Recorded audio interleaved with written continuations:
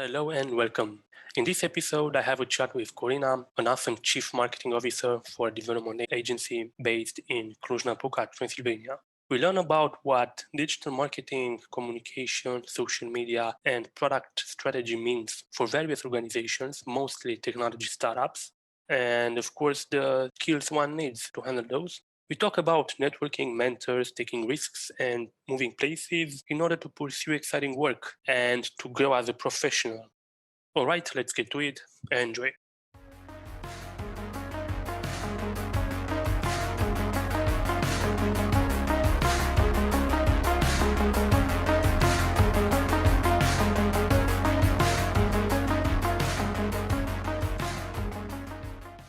Okay, Corina, thanks so much for joining my podcast. So it's going to be awesome to start off by giving the listeners a short summary of your bio. Chief Marketing Officer at Wolfpack Digital. I'm helping startups and tech products in medtech, fintech, social, IoT, software as a service to grow to the next level through data-driven decisions and actions and optimization, which basically means to identify new distribution channels and strategic approaches to increase monthly recurring revenue and grow the company healthy and with steady KPIs, not like magic. All right. Sounds pretty cool. Let's start all the way back with your studies, if I may. I mean, I'm interested. I'm interested. What did you study, first of all, and why did you study that? Yeah, that's a good question, and it's a bit funny as well, especially because I'm a marketer. I hold a degree in environmental engineering, so it involves the design and implementation of processes and technologies that handle all different kinds of environmental issues that we face today, which is a nice field. I love it. It's the unique combination of all sorts of exact sciences, and they bridge the gap between environment and human health at the end of the day. And I basically switched to marketing when I was a student as well, because I joined an NGO back then that was for students in the technical universities. What I actually loved the most was that technical people don't know how to talk about what they do. They are really good at what they do, but they don't know how to talk about it, or they do it in their own very technical way. So in this NGO, they were doing amazing things, and they were pretty unable to talk about it. So I jumped in and I was like, I could try to translate that for you. And it just stuck with me. And fast forward 10 years later, I'm doing this for a living. All right, cool. So marketing was on your radar even back then when you were in school, in Yeah, university, actually, which is yeah, I was able to pay my rent while I was a really, student. Yeah, by doing marketing stuff back then. Well, I started with small things like social media management. I actually was the social media manager for my university for around 2 years. It was fun, and ghostwriting, and I was also doing the presentations for lots of students for their projects, and it's pretty similar to pitch decks nowadays if we think about it, because they had to have this presentation about their project and why is it good and the technology they used, and they were literally pitching their project, and I was paid to do that for them, basically, to create the presentations. right. I remember when we were in Cluj, for example, and I remember the pitch of Andre and your startup. Back then, well, it was for me having an engineering background. It was marketing is pretty cool. I mean, Corina, so you were dealing with social media. How was it like? And I'm curious because I have this conversation with many guests of mine on my podcast.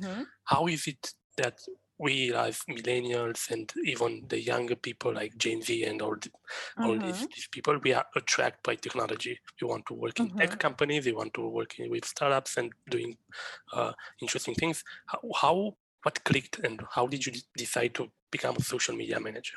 I think it's different when you graduate communication and marketing. That's what you aim to be nowadays. Yeah. But back in 2009 or 2010, when I did this, actually it just came to me. So I was in this NGO and I was part of some university fairs, and I was helping them in organizing all sorts of communication things and their booths, and they were trying to be as student friendly as possible. And they were like, Corina, you're a student, you know what clicks for students. We don't know, we are teachers, we have no clue.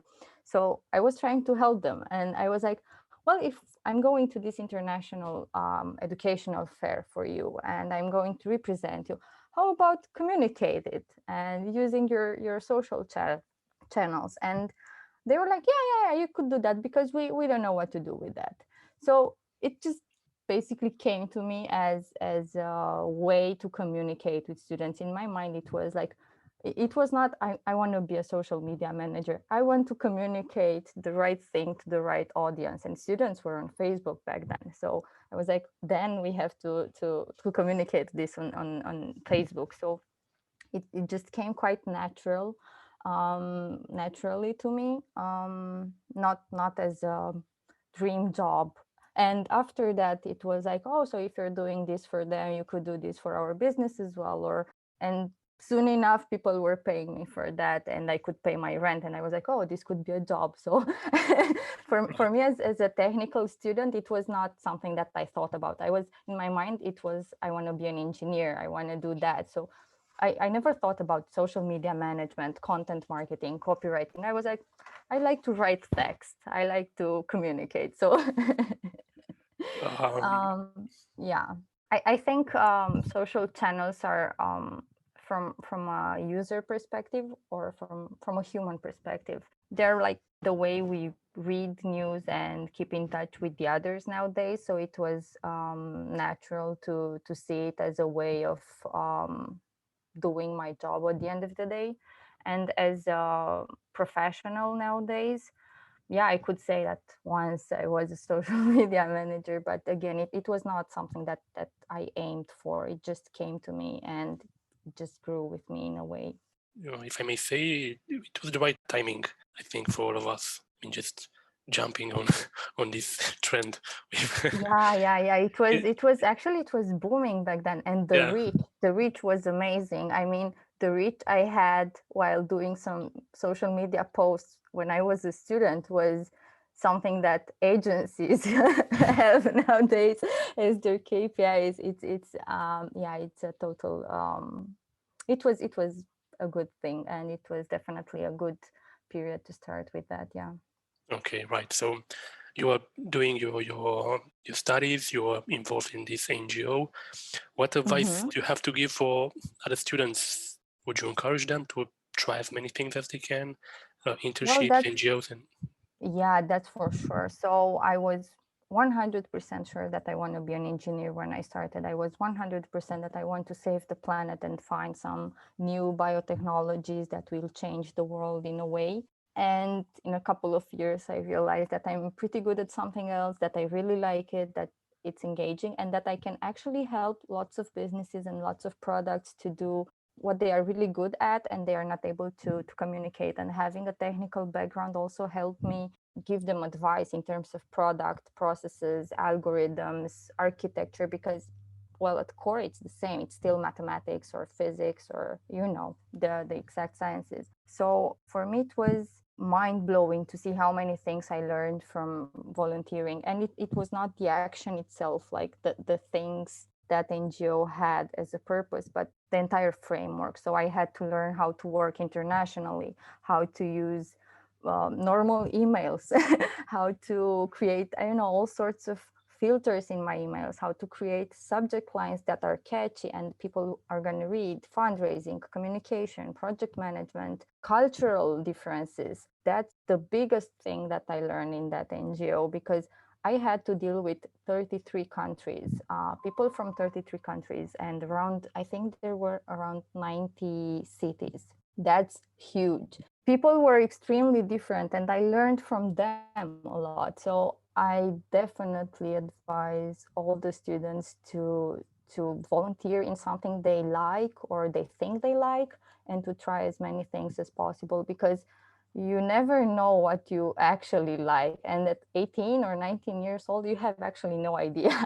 I mean, you have no idea at 30 either, but at 19, it's a bit overwhelming. So yeah, that's definitely something that I advise them. And well, you also get to have a really large network and to, I don't know, to do normal jobs that we don't have in the student life, besides the tests and exams and homeworks. And yeah. Right. So what's next? And by the way, I mean, you studied in a really cool town, Yash. It's a really nice place. Yeah, I did. I actually went there because it was not my favorite city. I have to admit it, and I apologize to everyone who lives there. But I went there because they have the most advanced labs in terms of environmental engineering in the country. So I went there because they are top in this field. So, and they were really good. But after that, I moved to Brasov because it was not my type of city, as mentioned. Brasov, somehow you ticked all the cool places in Romania. We will talk about Cluj, we will talk about Brasov, and Yash. Really awesome. I did, So yeah. how was it like? And so you moved out from Iași and you're living in Brasov now in Transylvania. How is it like? And what are you doing at this time?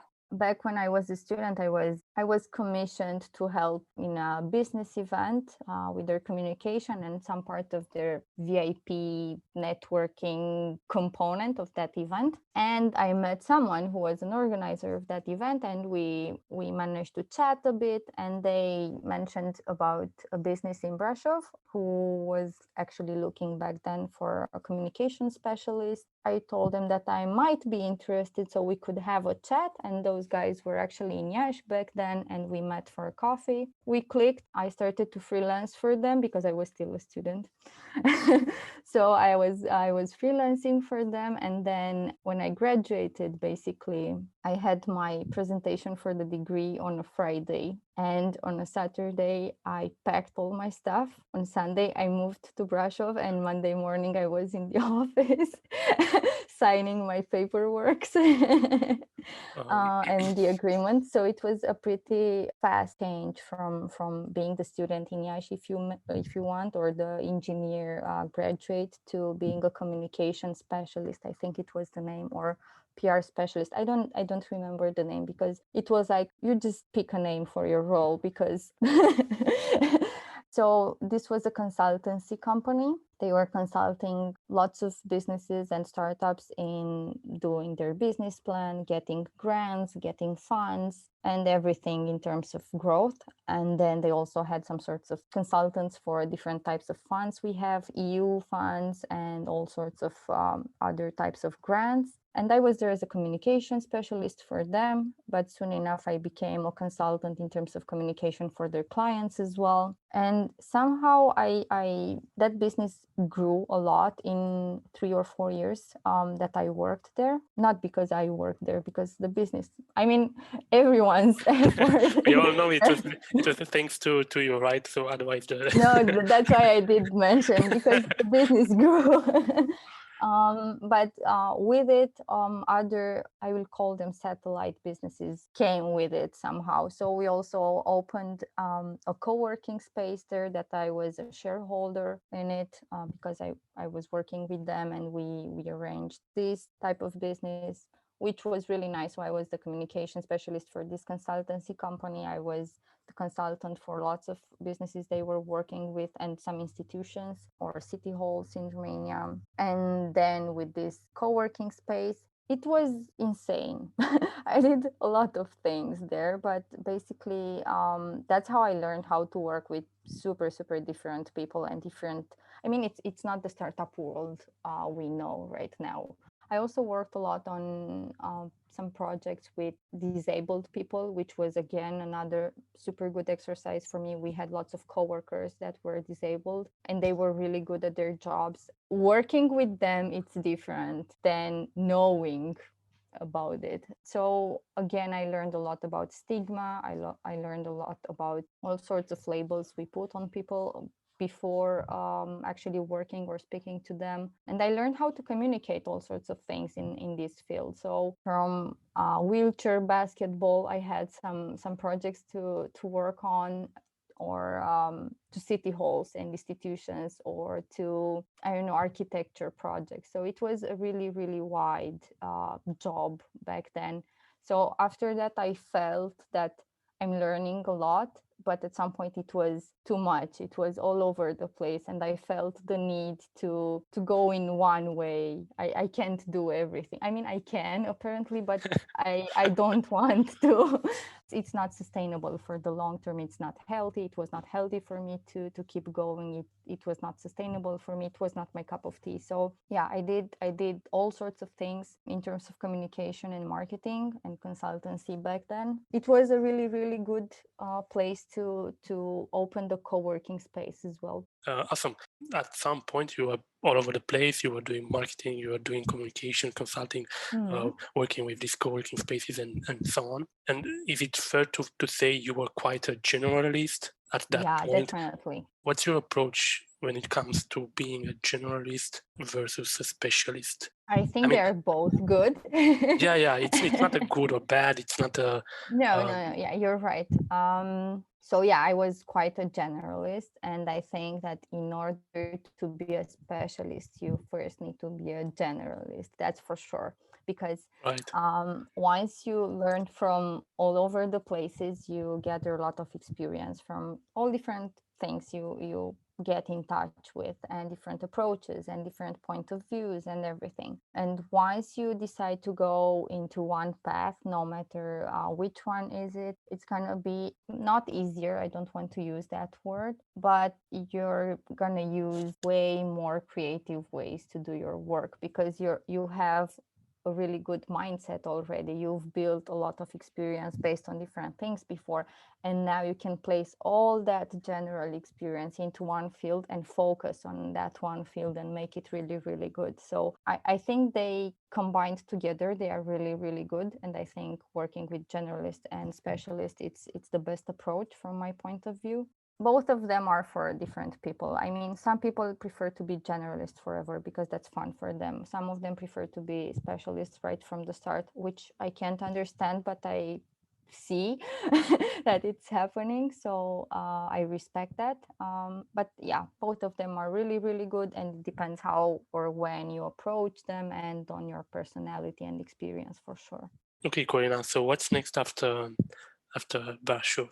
Yeah, so for me, it was, I was still thinking about technology a lot, because going back at core, I really wanted to be an engineer. So technology was always in my mind, or in the back of my mind, of course. And that's how I started my marketing or communication career, because I wanted to help technical people communicate their ideas or their work to everyone so they can understand it. And basically, after these years in Brasov, I was like, I want to do that. I really want to do that. And fortunately, in Brasov, I had the huge luck of working with lots of IT companies, because I had to be a consultant for them, or because we had events within this company that I was already working with. And I've worked with a few really cool startups there. One of them actually managed to be at TechCrunch Disrupt with their product. So it was huge. And working with them, it was like, yeah, this is what I want to do. Again, it was a pretty simple change, because I'm a simple woman. Basically, someday I woke up and I decided to change my life. Actually, I had a really rough week with me being all over the place. And I said that it's too much for me and it's overwhelming, and I want to do this startup thing and tech field. So I just resigned and decided to move either to Bucharest or to Cluj, with no idea what to do. And I actually wrote a message to my boyfriend on Facebook and told him, I just resigned. Would you like to move to Bucharest or Cluj? And he was like, yeah, sure. Should I pack right now? I was like, okay. And I just announced a couple of friends that I have in the field, that I resigned, and if they know any opportunity, to let me know. I didn't apply to any job though. And I got in touch with a couple of startups. I never had a CV, by the way, so it was really awkward.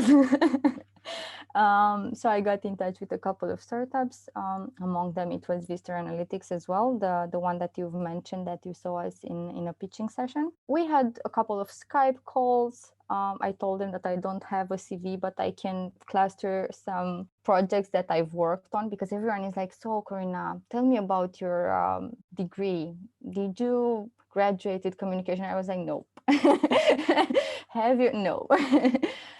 So I just sent a couple of projects I've worked on with some KPIs and everything. It was a match. I moved to Cluj quite fast, basically, and started to work with Vista Analytics, the startup. I think I was the third employee, the second or third after the CEO. Of course, the CEO doesn't count because they are the founders, not the employees. Right. So I started to work with them. It was really, really nice. They've never had a marketing person before. I've never worked with an analytics startup. And for me, it was like, oh my God, so much data to look at. And I've been working with software products before, but not full time. It's different when you have to create some copywriting for them or some content, as I did before working with them, or when I had to represent them in some fairs and things like that, which was a lot of PR work in a way, not strategy work. So I was really talking to them of how they see the product, how everything, how they see it, how they want to grow, and their plans. And the best part was that the CEO just told me, Corina, we hired you because you know how this marketing thing works. So just do your thing and let us know what you want to do. I was just staring at my computer and thinking, okay, so I can do anything I want, which was really good because I could have lots of experiments. I could ask anything. I had the developers, they had a lot of patience with me because I really wanted to understand how the app works, the technology we work with, how scalable it is. And they were really patient to explain to me everything because again, I knew how technical things work, but I was not technical enough to understand the differences between different programming languages and how scalable they are. This is already a bit specific. So I learned everything about that. And I think I did what most marketers would call getting your hands dirty, because I started to do a bit of customer service so I can understand the pain points of all the customers and see how I can translate that into anything marketing related, because the product was at the beginning and we had barely no competition on the market. We had one app and the other one would be Google Analytics, but I don't see it as competition. And that was what I was telling to everyone. We are not competing with Google because, come on, we are in a different niche. We have a different audience. And that's what I was trying to frame and position with the product. So I started with doing a lot of research, reading a lot, learning about how technology works in this specific field, and learning how not only to use data for our own product, but to see how other people use data, because it was an analytics tool. So everyone was asking us a lot of things about every metric or how to use it. And I had to learn how to teach them how to use it. So it was an amazing experience. And somehow that's how I migrated in a way from communication to tech marketing and sort of product marketing, because being in a very specific market, in this case we were an app on a marketplace. It was on Wix when I first started. So I had to find ways of bringing new users, of converting them, of keeping them within the app, while also position the product as a startup and make it visible in the startup world, investors world, and everyone. So I kind of migrated in the product marketing as well, which was really, really nice. We changed how the app worked. I spent, I think, hundreds of hours looking into how people use our app to find new ways to improve it. And I'm not exaggerating when I'm saying that. And other hundreds of hours reading reviews and customer support messages. So I think that's how I learned how to do tech marketing or software as a service type of marketing for customers. Right. You offered quite a summary here. I mean, you touched all the points. I almost have no question left for you. But I'm interested. So, if someone which wants to be a working marketing right now, and particularly in a tech company, how easy do you think it can be for a student or for a fresh graduate? I mean, do you think such skills that you need, it's taught in school, in university, either it's in Cluj, in Brașov, in Iași, in Bucharest, no matter. Do you think the educational system is teaching the students such skills and knowledge? Because I think it's quite niche, it's quite hype, it's quite new, it's quite. Please be honest, yeah. No, I don't know. Okay. I don't think this is something that is taught in schools right now, because our teachers before the pandemic never sent emails to us. They never had online presentations with us, and sometimes they did, okay, but they were not the best at what they were doing when they were doing it online, because they were taught with pen and paper. Everything was taught with pen and paper for them. So that's how they managed to teach people and the new generations. The good part is that in universities, no matter the field you're going to, so I don't want to say that don't do any sort of studies. No matter the field, you definitely learn discipline, definitely you learn time management, you learn how to work with other people, and those are skills you still need. And projects and briefs and, I don't know, presenting your projects and things like that. So part of the skills, okay, you will learn them in universities, but to be specifically a tech marketer, as you've asked, well, tech marketing has a bit of tech, a bit of algorithm changes, some social media, lots of trends, plenty of strategy and dynamism, and tons of cross references based on the product you're working on. So if you're working on a social media tool, you're going to have lots of social media stuff. If you're working on a productivity tool, you're going to learn a lot of project management. So tech marketing, it's a lot about the product you're going to work on. If you learn, I've been working with a bra startup. I learned a lot about fashion and bras, and that's something I never thought of before as applied in technology. Those are things you kind of learn by yourself and based on your curiosity, and you apply the skills you had before. In my case, I studied engineering, and I just took all the maths and physics and mechanics and everything, and I was like, okay, how can that be useful in an analytics startup or in tech marketing? Because looking into data, I had charts, or I needed to make my own formulas to find something that I was looking for. So that's where my studies were really, really good at, because I knew how to do all those spreadsheets, or how to make my own graphs, or how to make my own formulas for everything. I didn't need my BI to do it, or I don't know who else is going to do it. And in terms of social media and trends, I think this is where curiosity and the way you learn is the most important, because looking at all the younger people, I mean younger than me, like in their 20s, they have no reason not to be good at social media. They have, Right. I mean, we had to learn it. I learned what Facebook is quite late, because we didn't have social media. That was not a thing. But they grew up with it. They grew up with posting. They grew up with what works or what doesn't. So for them, it should be really easy to start with. But they need to be curious and learn the behind the scenes work, and how to optimize maybe, and how to be strategic.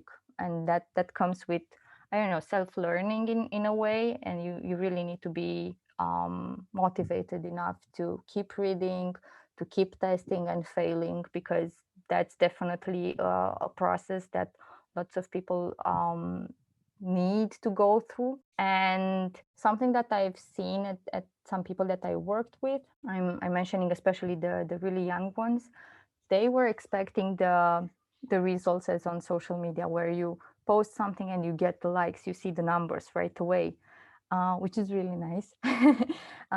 They have the need to see the response and the success right on the spot. But as a marketer for the long term, most of the good work, you don't see it on the spot. You see it in 6 months or you see it in 1 year. And that's about being consistent. That's about being careful on your KPIs constantly and working a lot and testing a lot, doing lots of experiments. And once you see that something fails, you have to be agile and iterate really fast. So you never learn that in school, unfortunately.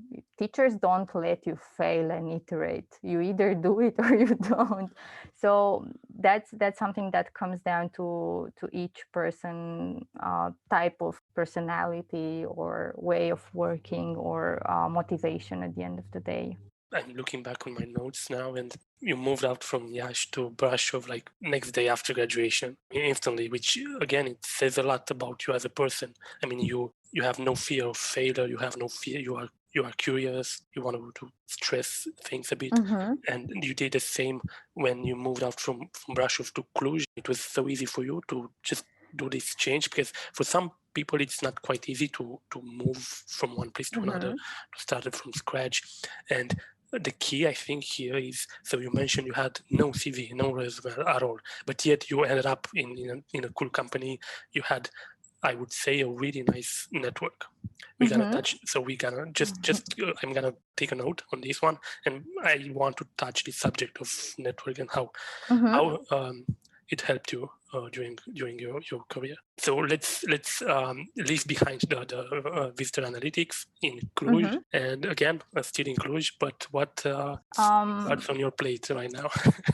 Yeah, so you're definitely right that it's highly important to have no fear. I mean, there is some fear, Course, but yeah. it's important to have the type of personality that it's okay to break things and move fast. That's the most important takeaway. So while working with these guys, I had lots of other startups coming up to me to help them out and provide some support or consultancy. Some of them just for strategy, some of them for all sorts of recommendations. What's important to mention, I never work with two products or two companies that are in the same field in the same time, and neither in a time span of 2 years. So basically, I tried to avoid working with similar products or similar companies, which again, Romania is a small country. It's a really small country. So that would narrow my choices quite often. But fortunately, I had the network or the community you mentioned, because I was in that NGO back then that was huge, and everyone now is a grown up and they have a startup and everything. So people were like, oh, Corina, I know that you were really good at that when we were students, and now you're still in the field. So would you like to help out? Those were some people that reached out to me. Some of them just recommended me to other people that were in the startup world. And because while being in all these companies and this startup, I was also part of the TechStars community because I was a speaker in the startup weekends. I also organized a couple of startup weekends in Brashov. So lots of startups were in contact with me, and they were reaching out, and I was planning actually to become a freelancer and be a consultant, a tech consultant for them. And that happened in 2019, October, I would say. So right before the pandemic hit. And my idea was that I should take a break after all these years when I just worked and worked a lot, and I just switched cities and started to work again. So I decided to take a break and travel. I was planning to do that for 3 months. So it was bright to start by the end of 2019. So I just traveled to some countries, enjoyed my time for a few months. And among my clients, it was also Wolfpack Digital. So I was a consultant for them as well. And they were insisting, I would say, to work with them. And I kept saying that no, B2B is not my cup of tea. I really like fast-paced environments, and I really like startups and everything. And I don't want to work in a company right now and everything like that. And I traveled a couple of months. I took a really good break and well deserved. And then after around 3 months, I was like, actually, I could use a really a good B2B experience, because I didn't work in tech B2B before. I worked with startups, I worked with B2Bs in different fields, but not necessarily this field. And I thought it would be a good experience for me. So I told them that I'm gonna join them as CMO as well. That was one of my requirements, part-time. So I still have some time for me. And I actually told them that it's gonna be an experiment. I don't know if it's gonna work, because it's not my cup of tea. I'm not sure if I like this. And they were okay with it. Yeah, 1 year and something later, I'm still here, because fortunately, it's not the type of company I thought most of development agencies are. They're not corporate. They don't see people as, a line in a spreadsheet. We work with lots of startups in different fields. And fortunately, these are the fields that I really like fintech, medtech, IoT, social. So these were the fields that I was looking for to work with. So it was an amazing opportunity for me. To jump in, I find these things very millennial, I would say. Like, guys, I want to be a chief marketing officer, but I want to be part-time. I'm not sure if I want to work with you guys, but it screams like this I mean, millennial being we were entitled. working together, yeah, but we were working together for a couple of years when we had this conversation, but it was just maybe 1 hour or 2 hours per week, because I was just a consultant. I just did part of the strategy, and that's something that I also do for lots of startups right now. I'm the person who is making a strategy for them, providing them with some advice, checking the data, and then I'm like, from here on, you implement it, and I'm gonna help you along the way. And that's something that I really wanted to do here as well, because I don't see myself a generalist anymore. I mean, I am in a way, but I didn't see myself like, I'm not going to do social media management anymore, or at least not so much, because it's not my cup of tea anymore, or I'm not going to do content writing so much. And their needs were showing me that they need this, and I knew that I don't want to do that. So that was actually the thing that led me to saying, I'm not sure that this is for me, because you are amazing, your company is amazing, the team is amazing, but what you need in terms of marketing is something that I'm not really sure that I want to provide, or I'm able to provide at this point with my mental space and experience and everything. But fortunately, they were okay with it.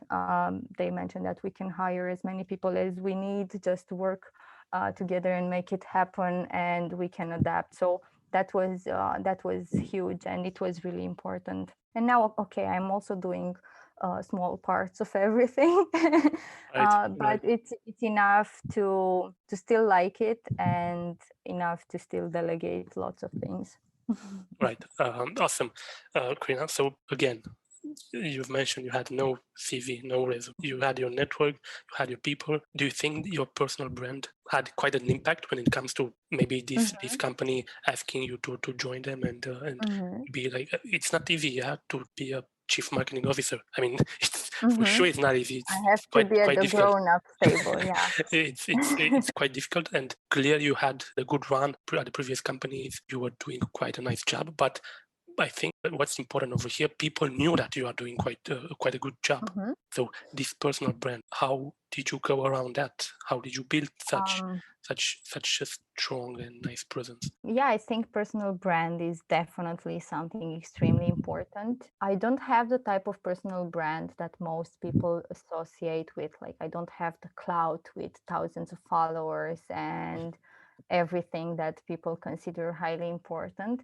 But I always focused on the results of everyone that I worked with. So while most people think that personal brand means me showing up how cool I am and having really nice pictures and lots of followers and posting every day on my social media. I know because if I would post every day on my social media, I would not have the time to do my work, unfortunately. Right. I don't have no. So what I did was to do my best to see the brands and the startups and the products I worked with thrive and be successful, because their success is my success. For me, it's way easier to use them as a business card.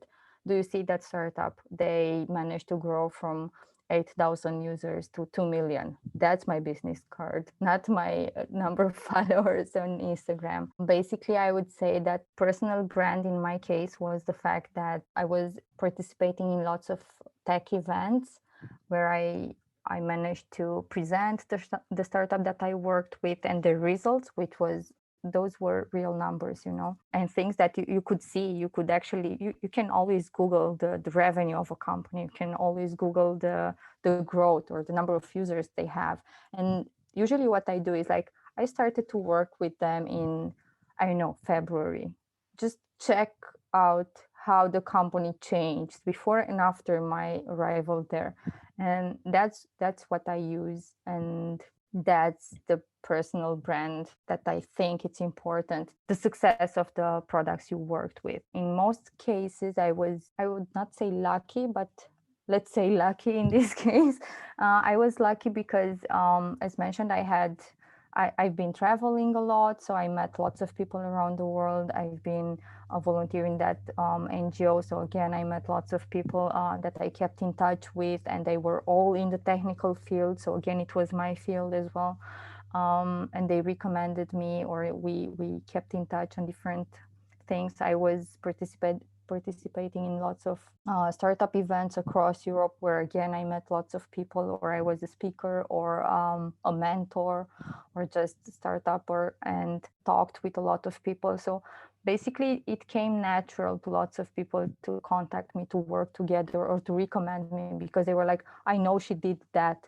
It was not a person who's doing this. It was they did it and they had examples. They had real examples of my work, and it was easier to convert them to being my clients than sending out CVs with,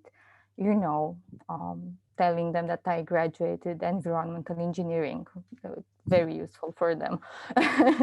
Not easy to write down a beautiful piece of paper, especially if you're a marketer. It's easy to create a really nice CV, but it means nothing. I mean, I would never hire someone based on their CV. I literally prefer to meet them in person or to see how they think about different things. I don't even care what they studied before. I don't even care where they worked before. Piece of paper, because I know cycling, that's really nice, but I can write cycling because I know the CEO of the company that I'm applying to loves cycling. So that could work, of course it could work. I'm not saying it's not working. It definitely works.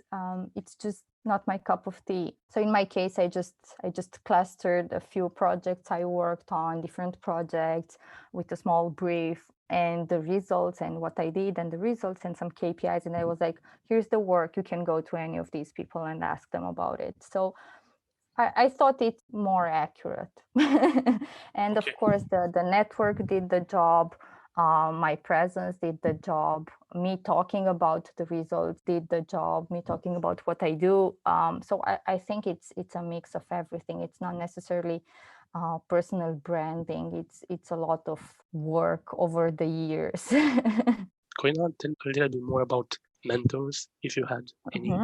And I believe this relates to network and how important it is to have mentors.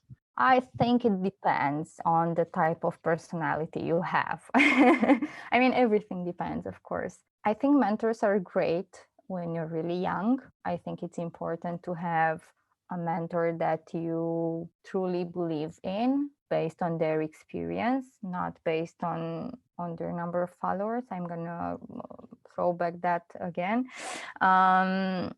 And I think it's important when you pick up a mentor to be really, really aware of criticism and feedback, and take everything as a gift. You either apply it or not, but also with a grain of salt. Because at the end of the day, no matter how good the mentor is, it's your experience, it's not theirs. And the context is different. What my context in terms of marketing was different back then. And providing advice to someone on how to start their career, because I started in a way, it's not the same. They have TikTok now. I didn't have it. It's different. They now have to be really interactive. I didn't have that.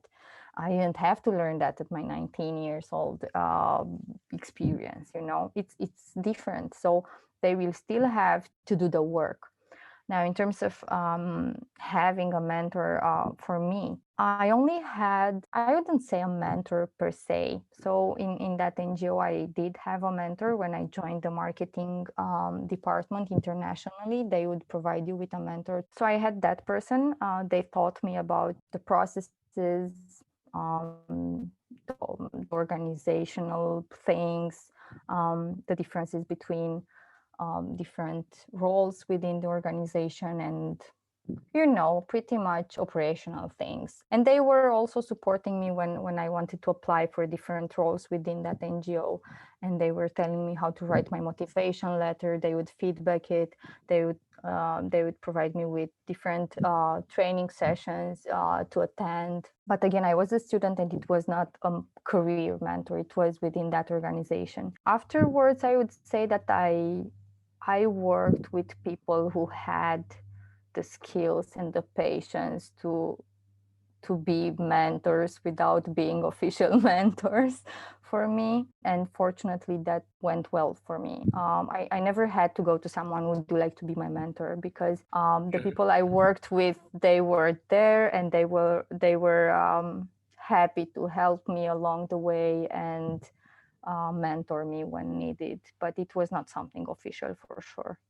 No, but it's nothing like that. It's more as in having a model, a role model to look up to, and say, okay, maybe I want to be at least as good as this person in this kind of way, having a mentor. It can be someone from the I family. think It that's can be something that we can. I think that's something that we can say now. But 10 years ago, there were no tech marketers. right.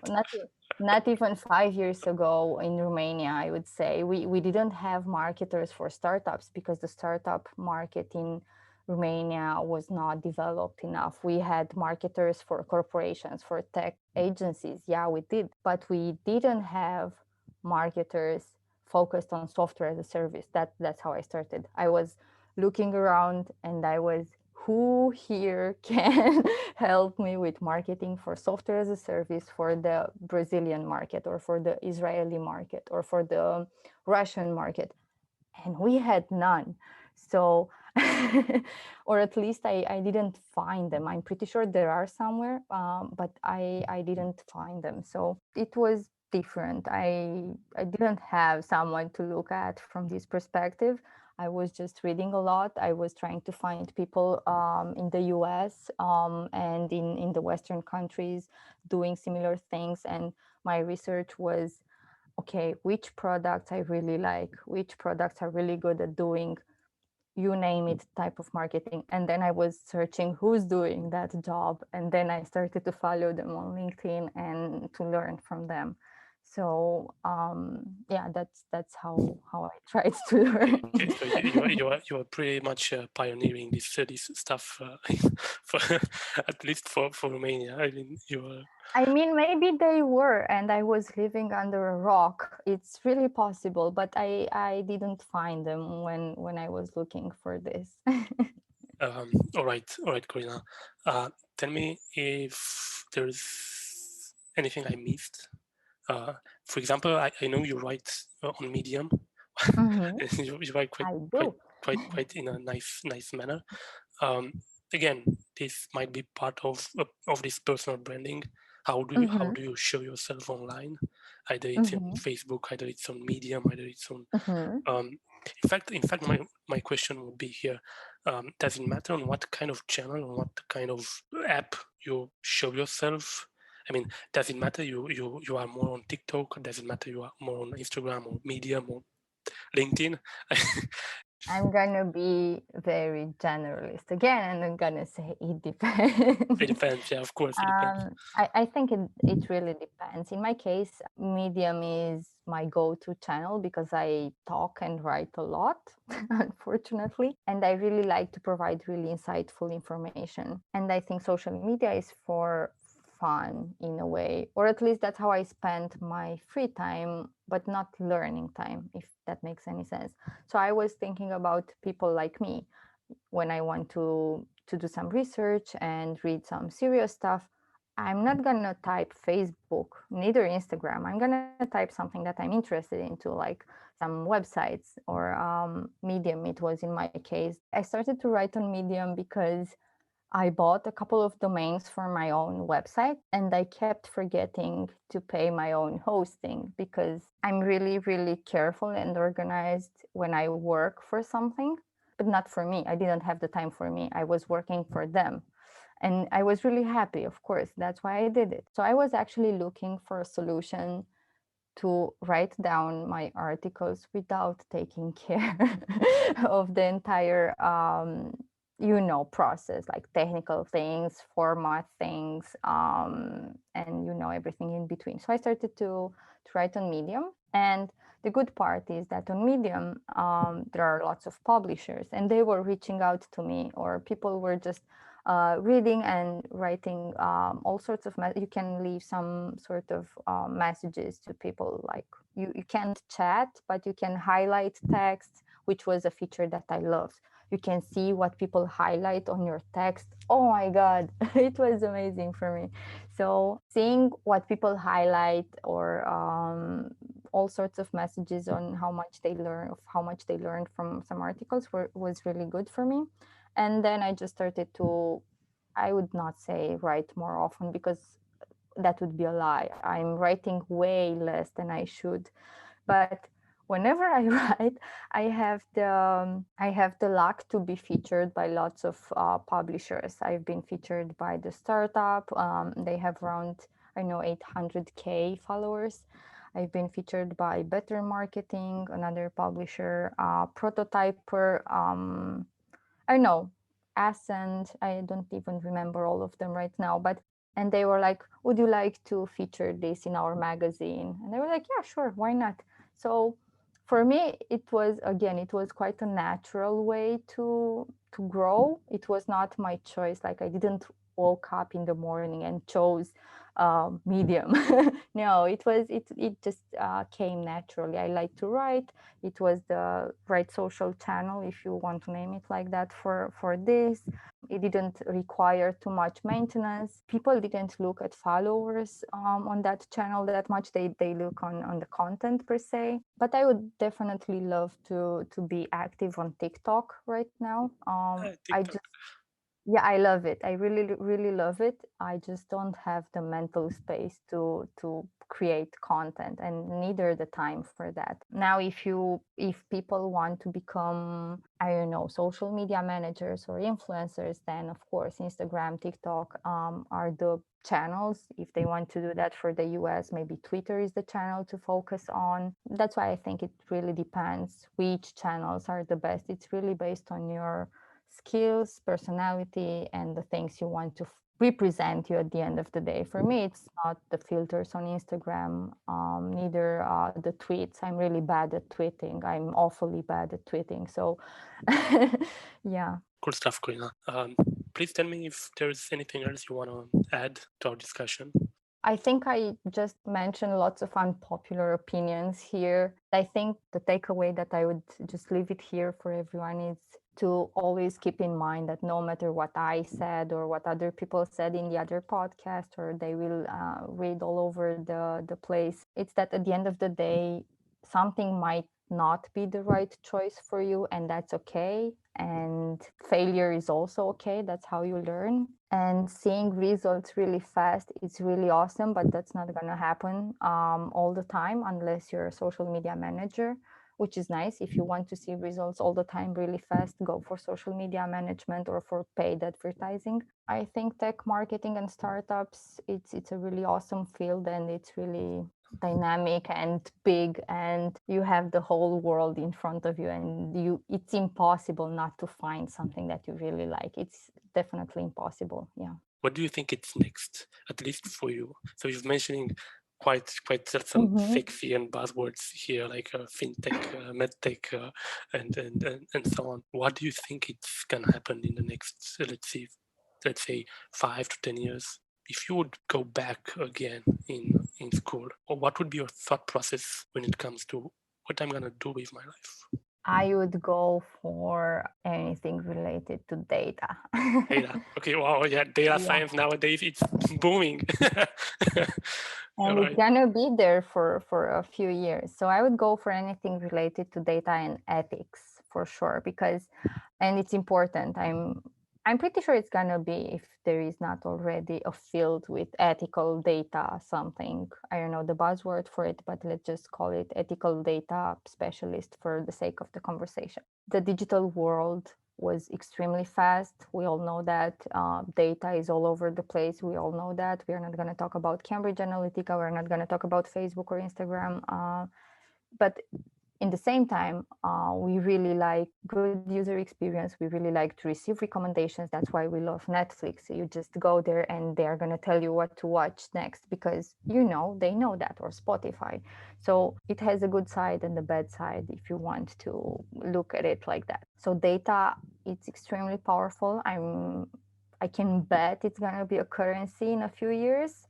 You're going to trade it for different things. You can even sell it. I'm pretty sure about that. And we don't have the regulations across the world for how to manage data. And GDPR is a joke, and all the other are a joke at the end of the day. It's for how the technology advanced, all these regulations are not even near what it can be done with everything. So I'm pretty sure that if there are going to be any sort of fields that people are going to focus on, it's going to be on ethical use of your data, how to use that data in different ways for the good, maybe design, privacy by design and things like that. So I would say that that's the next big thing, even though it's not going to be for the regulations change or for how the softwares and all the digital products will change based on how the data is used. You're going to still need it to process it, because data is still happening. I mean, it's going to have different shapes. Okay, it's not going to be used for advertising anymore, but it's going to be used for cross collaboration between institutions, or cross collaboration between countries, or cross communication across different channels you use or services. And we all aim for simple experience, no matter, I mean, we hate it when we have to go to 5 institutions and provide our ID every single time. And it all comes down to data again, and how it's processed and used. Yeah, I think that's the field, and combined with ethics, it's the go-to. Yeah. Cool. Right here we have some winning tips for students. I mean, going to Tableau, going to Power BI, become a data scientist, and you'll be fine. Yeah, I'm pretty sure it's a huge thing. Cool stuff, Corina. Let's leave it to that. It was a really nice discussion. And, thank you. And yeah, thanks a lot. It was such a pleasure having you on my podcast. Thank you very much. I really enjoyed all the questions and everything.